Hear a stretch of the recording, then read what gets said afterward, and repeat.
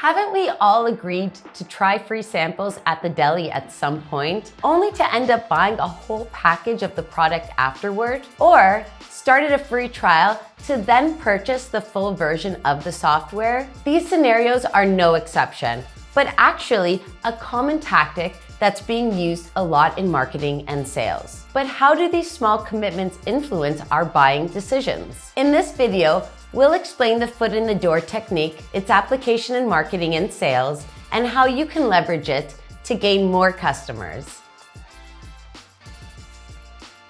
Okay, so what is this foot in the door technique exactly? It's a clever method of getting someone to agree to a bigger ask by first getting them to agree to a much smaller and easier one. Once they say yes to the initial small request, they're more likely to agree to something bigger because, hey, they've already started saying yes. The name, as you might have guessed, comes from those door-to-door salespeople who used to go around to people's houses, knocking on their doors, and trying to sell them stuff. Imagine someone literally putting their foot in the door so you can't close it on them. That's the idea.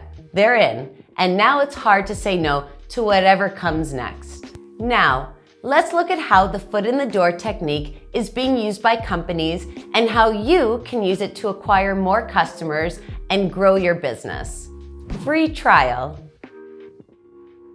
Many software companies offer a free trial phase so that users can test the product's usability and see if it meets their needs. While this offers value to users, it also serves the company's interests. Because once users become accustomed to a product, they're likely to stick with it to avoid the hassle of switching and learning a new system, especially if an entire team has been testing the product. Moving forward with the software purchase often feels like the logical next step. Free assessment. Chances are you've been offered a free check or assessment at some point, be it for your car, home value, fitness level, dental health, or computer security.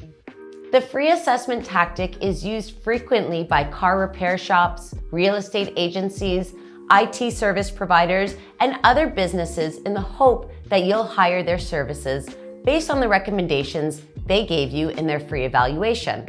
One psychological effect at play here is the concept of reciprocity. When we receive something for free, like a gift, we tend to want to give something back in return. This sense of gratefulness and desire for reciprocity definitely increases the likelihood that we will become customers of that service provider. Another factor at play is that the free assessment provides an excellent opportunity for the business to demonstrate their professionalism and quality of work. If you, as a consumer, find the service provider helpful and competent during the free assessment, and they make relevant recommendations, your trust in them will increase a lot. This makes you more likely to hire them for the service instead of going to another provider. Sell complementary products. All right, picture this. You're gearing up for your beach vacation and you're shopping online for beach towels. You find one you like, add it to your cart, and head to the checkout page. Wait, what's this? A sun hat? Oh right, actually I do need a sun hat for the beach. Might as well grab this one. Oh, and those sunglasses? Can't forget those.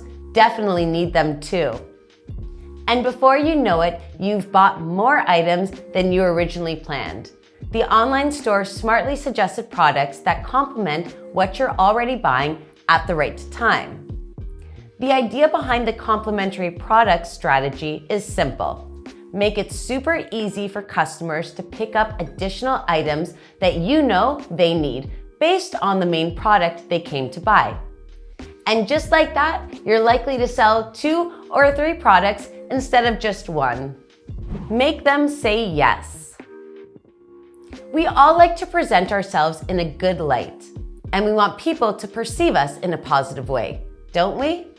So when it comes to answering questions, it's only natural that we say yes, if this aligns with our self-perception or the picture we want to paint about ourselves. This is a strategy often used by gyms and sports equipment vendors. They might start a conversation with a potential customer by asking, Do you consider yourself a physically active person? Many people will say yes, either because they really see themselves as a sporty person or because they aspire to be one. Either way, by securing the yes, the company has set the stage for a bigger ask. Now that the potential customer has affirmed they are active, signing up for a gym membership or purchasing sports equipment seems like the natural next step. Saying no after that might feel like contradicting themselves, so they're more likely to spend money to maintain their image as someone who cares about their fitness.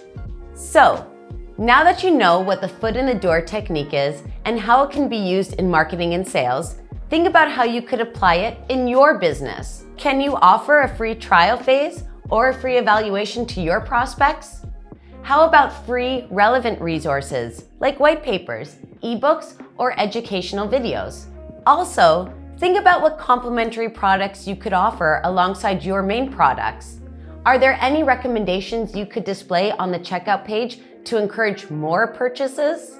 As you can see, there are many ways of implementing the foot in the door technique in your business. Just try out some of them and see what works best for you. For more content like this, be sure to check out our other videos and our blog. You'll find the link in the description. If you enjoyed this video, don't forget to like and subscribe. Thanks for watching and see you in the next one.